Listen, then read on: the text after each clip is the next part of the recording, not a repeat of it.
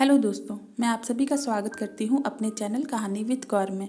आज जो मैं आपको कहानी बताने जा रही हूँ वो मुंशी प्रेमचंद के द्वारा लिखी हुई कहानी है, जिसका शीर्षक है पूस की रात। और अगर अभी तक आपने मेरे चैनल को सब्सक्राइब नहीं किया है तो प्लीज़ आप मेरे चैनल को सब्सक्राइब कर लें और वीडियो अच्छी लगे तो उसे लाइक भी करें। तो आइए कहानी शुरू करते हैं। हल्कू ने आकर स्त्री से कहा, सहना आया है, लाओ जो रुपए रखे हैं उसे दे दूँ, किसी तरह गला तो छूटे। मुन्नी झाड़ू लगा रही थी, पीछे फिरकर बोली, 3 ही तो रुपए है, दे दोगे तो कंबल कहाँ से आवेगा। मध्य पूस की रात हार में कैसे कटेगी, उसे कह दो फसल पर देंगे। अभी नहीं। हल्कू एक क्षण अनिश्चित दिशा में खड़ा रहा। पूस सिर पर आ गया।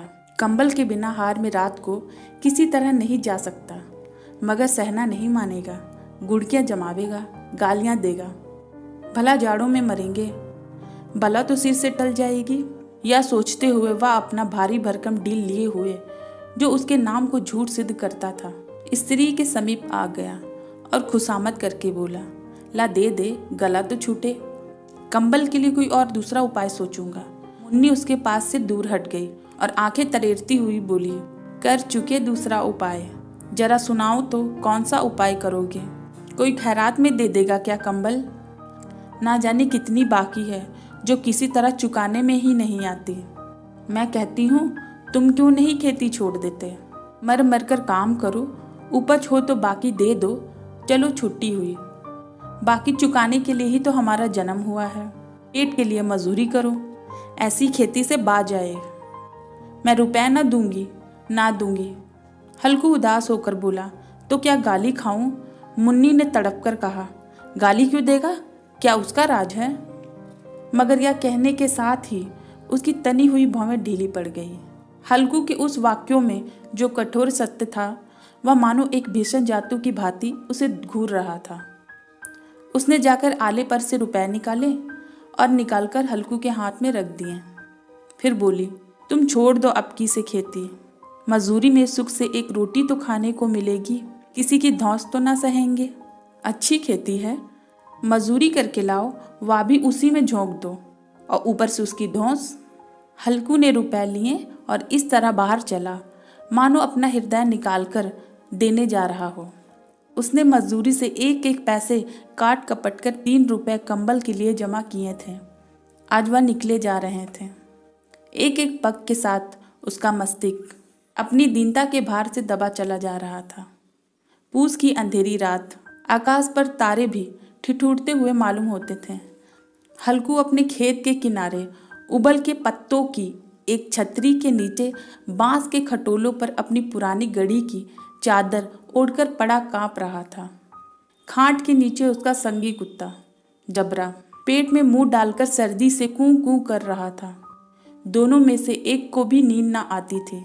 हल्कू ने घुटनियों को गर्दन में चिपकाते हुए कहा, क्यों जबरा, जाड़ा लगता है। कहता तो था घर में पुआल पर लेटा रहे, तो यहाँ क्या लेने आया था। अब ठंड खाओ, मैं क्या करूं। जानते थे मैं यहाँ हलवा पूड़ी खाने के लिए तो नहीं आ रहा ना। दौड़ते दौड़ते आगे आगे चले आए, अब रो नानी के नाम को। जबरा ने पड़े पड़े दुम हिलाई और अपनी कूं कूं से दृढ़ बनाता हुआ एक बार जमाई लेकर चुप हो गया। उसकी शरण बुद्धि ने शायद ताड़ लिया। स्वामी को मेरे कूं कूं से नींद नहीं आ रही। हल्कू ने हाथ निकालकर जबरा की ठंडी पीठ सहलाते हुए कहा, कल से मत आना मेरे साथ, नहीं तो ठंडे हो जाओगे। ये रान पछुआ ना जाने कहाँ से बर्फ लिए आ रही है। उठूं फिर एक चिल्लम भरूं, किसी तरह रात तो कटे। 8 चिल्लम तो पी चुका। यह खेती का मजा है। और एक एक भगवान ऐसे पड़े हैं जिसके पास जाड़ा आए तो गर्मी से घबराकर भागे। मोटे मोटे गद्दे, लिहाफ कंबल, मजाल है जाड़े का गुजर हो जाए। तकदीर की खूबी, मजदूरी हम करें, मजा दूसरे लूटे।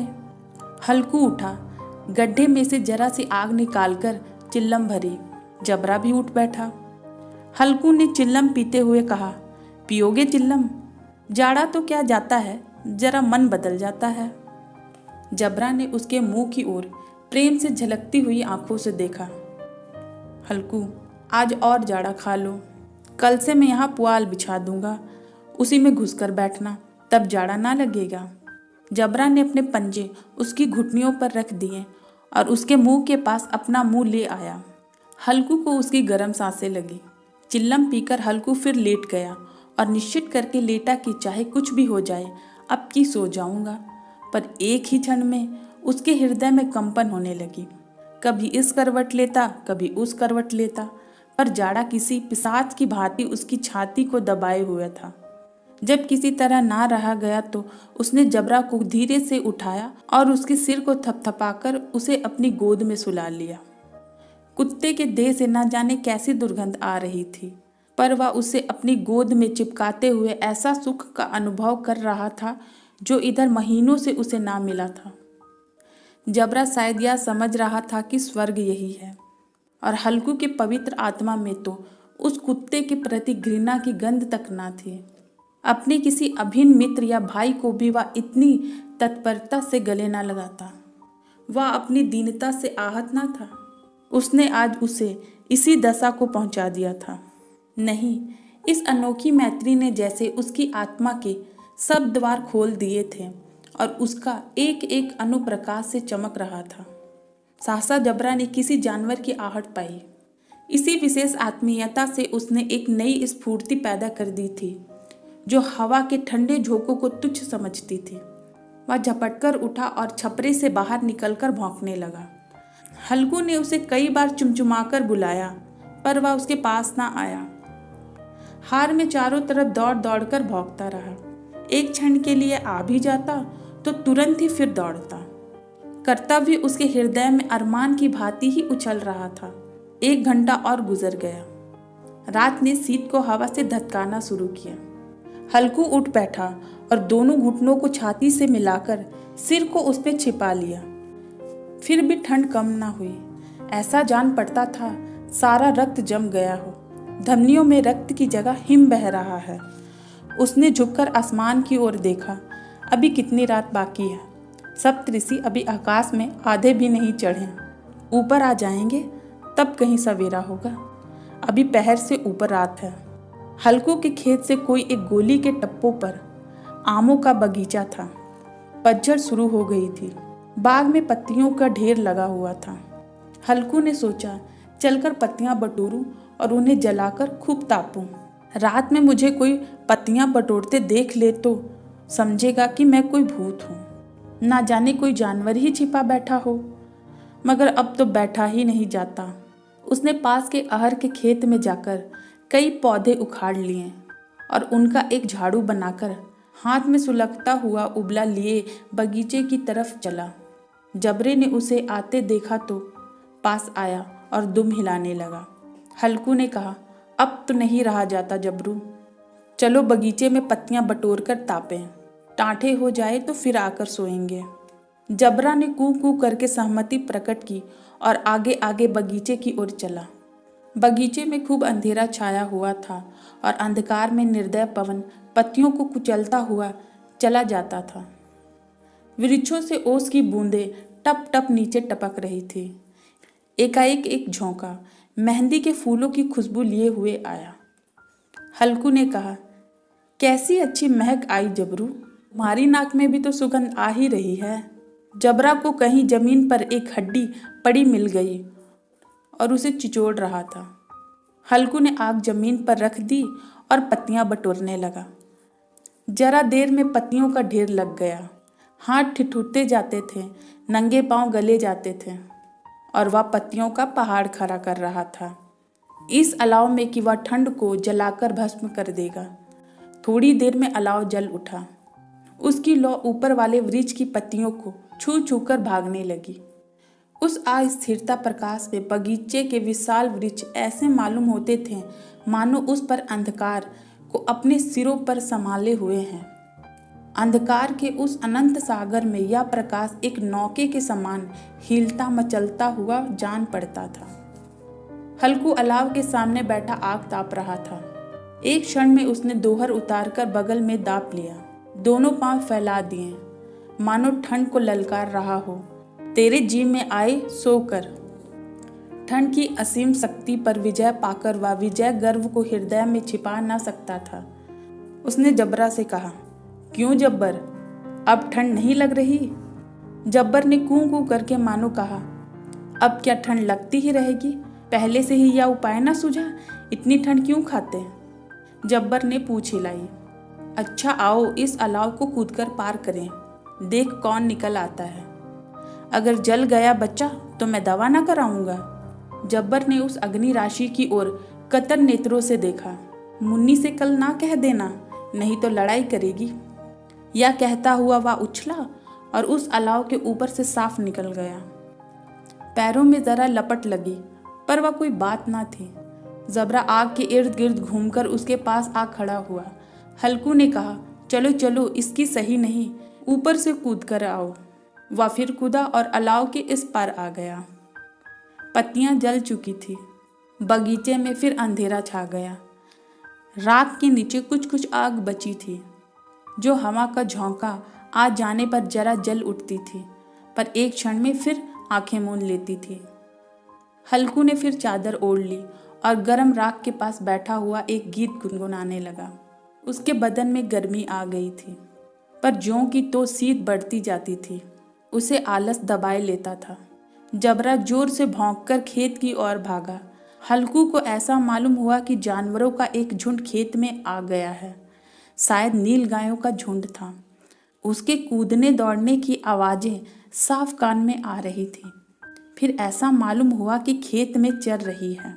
उनके चबाने की आवाज़ चर चर सुनाई देने लगी। उसने दिल में कहा, नहीं, जबरा के होते हुए कोई जानवर खेत में नहीं आ सकता। नोच ही डाले, मुझे भ्रम हो रहा है। कहाँ, अब तो मुझे कुछ नहीं सुनाई देता। मुझे भी कैसा धोखा हुआ।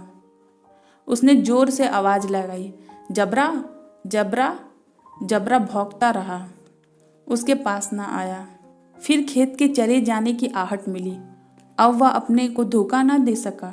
उसे अपनी जगह से हिलना जहर लग रहा था। कैसा दंदया हुआ था। इस जाड़े पाले में खेत में जाना, जानवरों के पीछे दौड़ना असहाय जान पड़ता था। वह अपनी जगह से ना हिला। उसने जोर से आवाज़ लगाई, लीहो, लीहो, लीहो। जबरा फिर भौंक उठा। जानवर खेत चर रहे थे। फसल तैयार है। कैसी अच्छी खेती थी, पर ये दुष्ट जानवर उसका सर्वनाश किए डालते हैं। हल्कू पक्का इरादा करके उठा और 2-3 कदम चला, पर एकाएक हवा का ऐसा ठंडा चुभने वाला बिच्छू के डंक सा झोंका लगा कि वह फिर बूझते हुए अलाव के पास आ बैठा। राख को कुदेर कर अपनी ठंडी देह को गरमाने लगा। जबरा अपना गला फाड़ डालता था। नील गायें खेत का सफाया किए डालती थी और हल्कू गरम राख के पास शांत बैठा हुआ था। अकलमंदता ने रस्सियों की भांति उसे चारों तरफ से जकड़े रखा था। उसी राख के पास गरम जमीन पर वह चादर ओढ़कर सो गया। सवेरे जब उसकी नींद खुली तब चारों तरफ धूप फैल गई थी और मुन्नी कह रही थी, क्या आज सोते ही रहोगे? तुम यहाँ आकर रम गए और उधर सारा खेत चौपट हो गया। हल्कू ने उठकर कहा, तू क्या खेत से होकर आ रही है? मुन्नी बोली, हाँ, सारे खेत का सत्यानाश हो गया है। भला ऐसा भी कौन सोता है? तुम्हारे यहाँ मांडिया डालने से क्या हुआ? हल्कू ने बहाना किया, मैं मरते मरते बचा हूँ और तुम्हें अपने खेत की पड़ी है। पेट में ऐसा दर्द हुआ है वो मैं ही जानता हूँ। दोनों फिर खेत के डांड पर गए। देखा, सारा खेत रौंदा हुआ पड़ा था और जबरा मांडिया के नीचे चित लेटा है, मानो प्राण ही नहीं हो। दोनों खेत की दशा देख रहे थे। मुन्नी के मुंह पर उदासी छाई थी, पर हल्कू प्रसन्न था। मुन्नी ने चिंतित होकर कहा, अब मजदूरी करके मालगुजारी भरनी पड़ेगी। हल्कू ने प्रसन्न मुंह से कहा, रात को ठंडे में यहाँ सोना तो नहीं पड़ेगा। बस इतनी सी थी कहानी। धन्यवाद।